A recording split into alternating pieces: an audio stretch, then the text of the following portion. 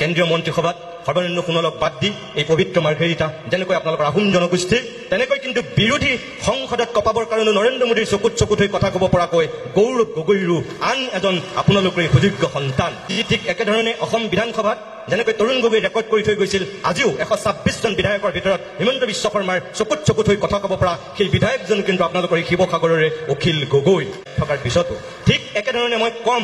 যে এতিয়াও ক্ৰীড়াৰ ক্ষেত্ৰত, সাংস্কৃতিক ক্ষেত্ৰত, সামাজিক ক্ষেত্ৰত অনন্য প্ৰতিভাৰ অধিকাৰী আছে এই আহোম জনগোষ্ঠীটোৰ। অসমৰ বুকুৱেদি যেতিয়ালৈকে ব্ৰহ্মপুত্ৰৰ পানী বৈ থাকিব, ভাৰতৰ ভূখণ্ডত এই অসম নামৰ জাতিটো যেতিয়ালৈকে জীয়াই থাকিব, তেতিয়ালৈকে এটা নাম সোণালী আখৰে লিপিবদ্ধ হৈ থাকিব কি যে প্ৰথমগৰাকী অলিম্পিক বিজয়ী কোন? লাভলীনা বৰ্মন অসম সন্তান। আজি দ্ৰুততম দৌৰবিদ হিচাপে ভাৰতৰ নক্ষত্ৰ হিচাপে উজলি উঠা আন এজন সুযোগ্য ভাৰতীয় সন্তান, অসম সন্তান নহয়, তেওঁ কোন? আহোম জনগোষ্ঠীৰে অম্লান ডাঙৰীয়াকে প্ৰমুখ্য কৰি মোৰ ভাতৃ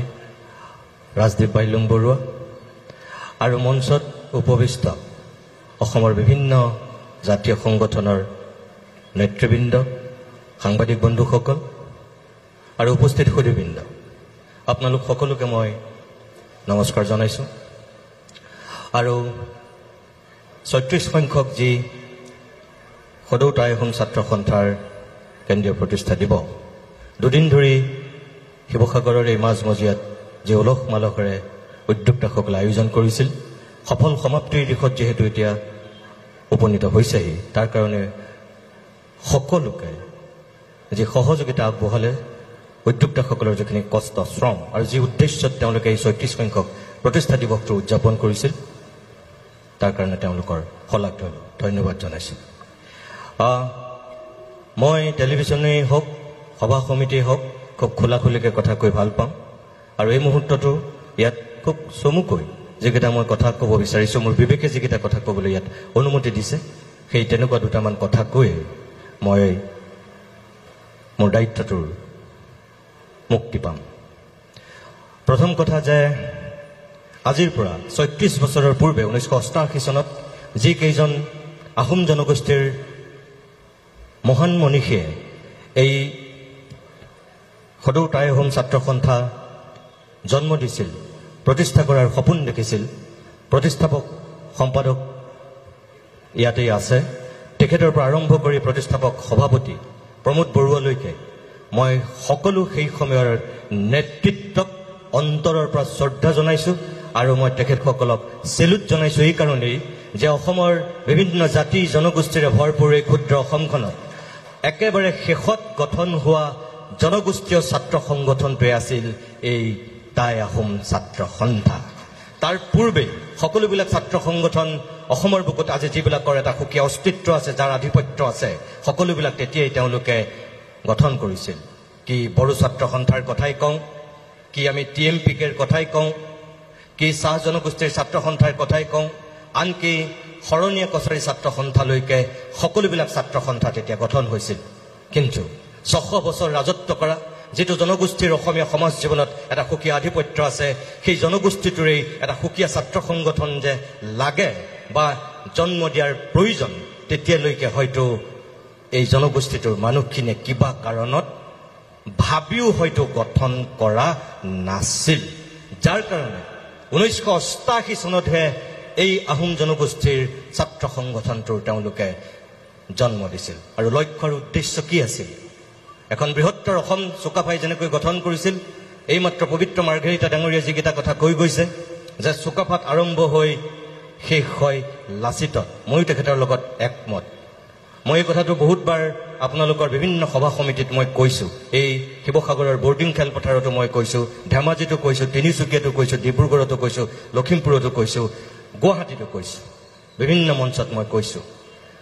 আজিও মই বিশ্বাস কৰোঁ এই যে ৬০০ বছৰ ৰাজত্ব কৰা এই জাতিটো আজিও অসমৰ সমাজ জীৱনত অকল যে সেই তেতিয়াই তেওঁলোকে আধিপত্য বিস্তাৰ কৰিছিল তেনেকুৱা নহয়। মই বিশ্বাস কৰোঁ যে আজিও অসমৰ সমাজ জীৱনত, অসমৰ সাহিত্যৰ ক্ষেত্ৰত, অসমৰ বৌদ্ধিক ক্ষেত্ৰত, অসমৰ ৰাজনৈতিক ক্ষেত্ৰত, অসমৰ ক্ৰীড়াৰ ক্ষেত্ৰত সকলোতে এই আহোম জনগোষ্ঠীৰ এটা সুকীয়া আধিপত্য অটুট আছে। আমি যদি চাওঁ তেনেহ'লে দেখিম যে ৰাজনৈতিক ক্ষেত্ৰত যেনেকৈ তৰুণ গগৈ ডাঙৰীয়াই সৰ্বাধিক সময়ৰ অসমৰ মুখ্যমন্ত্ৰীৰ আসন অলংকিত কৰা অভিলেখ সৃষ্টি কৰি থৈ গৈছে তেনেকৈ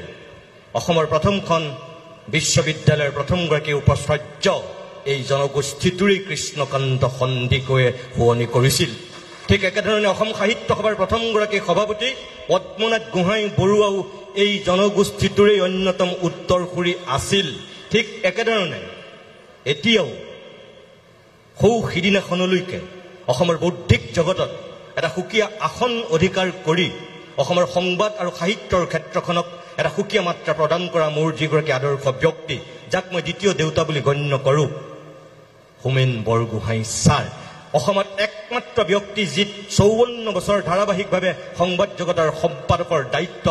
তেওঁ বহন কৰিছিল আৰু অসমৰ বৌদ্ধিক জগতৰ অন্যতম ভোটা তৰা হিচাপে উজলি আছিল কোনো অসমীয়া নাই ইমান দীঘলীয়া সময় ইমানকেইখন কাকত প্ৰতিষ্ঠা কৰি ইমানকেইখিনি সাহিত্য সাধনা কৰি অনেক নতুন সাহিত্যিক সৃষ্টি কৰিছিল তেওঁ সমান কোনো দ্বিতীয় এজন সাহিত্যিক এতিয়ালৈকে ওলোৱা নাই যেনেকৈ পদ্মনাথ গোহাঁই বৰুৱা অনন্য ঠিক একেধৰণে হোমেন বৰগোহাঁইও আজিও সুকীয়া আসনত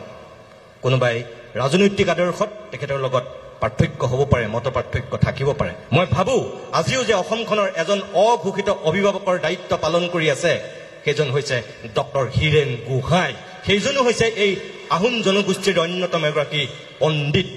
যিজন পণ্ডিতৰ অনবদ্য অৱদান তেওঁ ৰাজনৈতিক দৰ্শনটোৰ লগত পবিত্ৰ মাৰ্ঘৰিটা ডাঙৰীয়া আছে যোগেন মোহন ডাঙৰীয়া আছে বা আন কোনোবা কংগ্ৰেছ ৰাইজৰ দল অসম জাতীয় পৰিষদ অগপ এনেকুৱা ৰাজনৈতিক নেতাবিলাকৰ মতাদৰ্শৰ পাৰ্থক্য থাকিব পাৰে কিন্তু যিটো বৌদ্ধিক আধিপত্য কেম্ব্ৰিজৰ পৰা ডক্টৰেট ডিগ্ৰী লোৱা এই মিল্টনক লৈ যিখিনি তেখেতে তেতিয়াই পেৰাডাইজ লজক লৈ তেওঁ যিখিনি চিন্তা আৰু চেতনা বিশ্বৰ অন্যতম চোকা সমালোচকৰ দৃষ্টিত তেতিয়াই হীৰেন গোহাঁই উজলি উঠিছিল এজন অসমীয়া বুলি নহয় এজন ভাৰতীয় হিচাপে আৰু সেইজন হীৰেন গোহাঁই দিল্লী বিশ্ববিদ্যালয়ৰ পৰা প্ৰথমজন অসমীয়া যি ইংৰাজীত ফাৰ্ষ্ট ক্লাছ ফাৰ্ষ্ট হৈছিল তাৰ আগলৈকে কোনো হোৱা নাছিল এজনো আপোনালোকৰ জনগোষ্ঠী ঠিক একেধৰণে এতিয়াও মই যদি কওঁ কেন্দ্ৰীয় মন্ত্ৰীসভাত সৰ্বানন্দ সোণোৱালক বাদ দি এই পবিত্ৰ মাৰ্ঘেৰিটা যেনেকৈ আপোনালোকৰ আহোম জনগোষ্ঠীৰ তেনেকৈ কিন্তু বিৰোধী সংসদত কপাবৰ কাৰণে নৰেন্দ্ৰ মোদীৰ চকুত হৈ কথা ক'ব পৰাকৈ গৌৰৱ গগৈৰো আন এজন আপোনালোকৰে সুযোগ্য সন্তান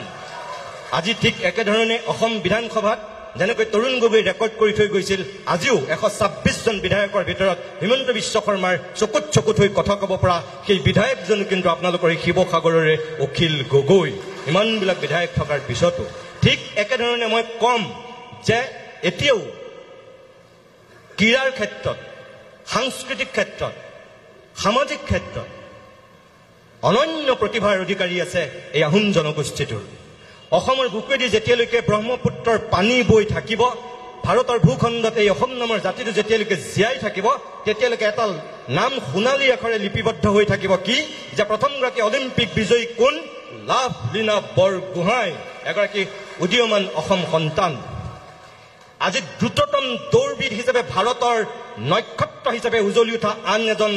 সুযোগ্য ভাৰতীয় সন্তান অসম সন্তান নহয় তেওঁ কোন আহোম জনগোষ্ঠীৰে অম্লান বৰগোহাঁই এনেকৈ এতিয়াও এই জনগোষ্ঠীটোৰ বহুত প্ৰতিভা আছে ভীমকান্ত বৰুৱাগোহাঁইৰ পৰা আৰম্ভ কৰি ডম্বৰুধৰ গগৈলৈকে লীলাধৰ গগৈৰ পৰা আৰম্ভ কৰি এতিয়াও প্ৰেমথী গোহাঁই বৰুৱালৈকে আৰম্ভ কৰি অনেক সাহিত্যিকে এতিয়াও অসমৰ সাহিত্য জগতখন সমৃদ্ধিশালী কৰি আছে মই বহুতৰ নাম ল'ব পাৰোঁ মোৰ মুখৰ আগত যাৰ এই মুহূৰ্তত নাম আহিছে মই তেওঁহে লৈছোঁ ৰাজদীপ বাইলুং বৰুৱা অসমৰ টেলিভিছনৰ অন্যতম এজন এতিয়া জ্যেষ্ঠ সাংবাদিক আপোনালোকৰ এই যে সকলো ক্ষেত্ৰত ক্ৰীড়া ৰাজনীতি সমাজ সংস্কৃতি সকলোতে যে এই এটা দপদপাই আছে এই যে বিপিন চাউদাঙৰ পৰা এই যে আচুৰ্য বৰপাত্ৰলৈকে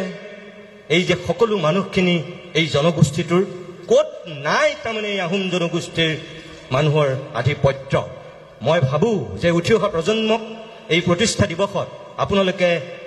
এই কথাবিলাকো তেওঁলোকৰ মাজত বিলাই দিয়ক উঠি অহা প্ৰজন্মক এই কাৰণেই বিলাই দিয়ক যে মই বিশ্বাস কৰোঁ যে পৃথিৱীৰ বুকুত এটা জাতি যদি জাতি হিচাপে জীয়াই থাকিব লাগে সেই জাতিটোৰ তিনিটা উপাদান সদায় থাকিব লাগিবই য'তেই নাথাকক যিমানেই তেওঁলোক সংখ্যাৰ ফালৰ পৰা বৃহৎ নহওক কিয় যদি তেওঁ সেই তিনিটা উপাদান ক'ৰবাত ঘূণে ধৰে সেই জাতিটো পৃথিৱীৰ বুকুত জাতি হিচাপে জীয়াই থকাটো বৰ কঠিন। 1 ভাষা, 2 নিজস্ব সংস্কৃতি আৰু 3 এক উচ্চ মানৰ সাহিত্য। এই তিনিটা উপাদান অবিহনে এটা পৃথিৱীৰ বুকুত জাতি কেতিয়াও জাতি হিচাপে জীয়াই থাকিব নোৱাৰে। এটা সময়ত সংস্কৃত ভাষা আছিল গোটেই ভাৰতবৰ্ষৰ যদি আধিপত্য বিস্তাৰ কৰা। এই অসম ভূখণ্ডটো সংস্কৃততেই সাহিত্য চৰ্চা কৰিছিল। তাৰপিছত সংস্কৃতৰ পিছত কোনটো ভাষাই আধিপত্য লাভ কৰিছিল? এই আহোম জনগোষ্ঠীৰ অন্যতম টাই ভাষা আছিল শক্তিশালী ভাষা। এতিয়া না সংস্কৃত আছে না আজি টাই ভাষা আছে। শংকৰদেৱৰ আগত আমি যদি চাওঁ আৰু শংকৰদেৱৰ পিছত আমি যদি চাওঁ এই দুয়োটা ভাষাৰ এতিয়া বিপৰ্যয়। কিন্তু যিটো আজি অসমীয়া ভাষা, এই ভাষাটো অকল আমাৰ মুখেৰে কৈ থাকিলে জীয়াই থাকিব নেকি? উন্নত মানৰ সাহিত্য সৃষ্টি হ'ব লাগিব। অৰ্থাৎ এই আহোম জনগোষ্ঠীটোৰ টাই ভাষা টাই সংস্কৃতিৰ পৰা আৰম্ভ কৰি অসমীয়া সমাজ জীৱনৰ যিটো আধিপত্য সেইটো অটুট ৰাখিবৰ কাৰণে এনেধৰণৰ কিছু বৌদ্ধিক চেতনা সমৃদ্ধ কাম আপোনালোকে কৰিব লাগিব, আৰু যিটো হয়তো এই টাই আহোম ছাত্ৰ সন্থাই কৰি আহিছে। ইয়াত কি লিখা আছে মই একো নাজানো। মই এটাই শেষত আশা কৰিম যে বৌদ্ধিক চেতনা সমৃদ্ধ কৰিব পৰাকৈ, মানুহক মানুহ কৰি ৰাখিব পৰাকৈ, সমাজ এখনক সমাজ কৰি ৰাখিব পৰাকৈ যিখিনি ইয়াত লিখা প্ৰকাশ হৈছে, কবিতা, গল্প বা নিবন্ধ,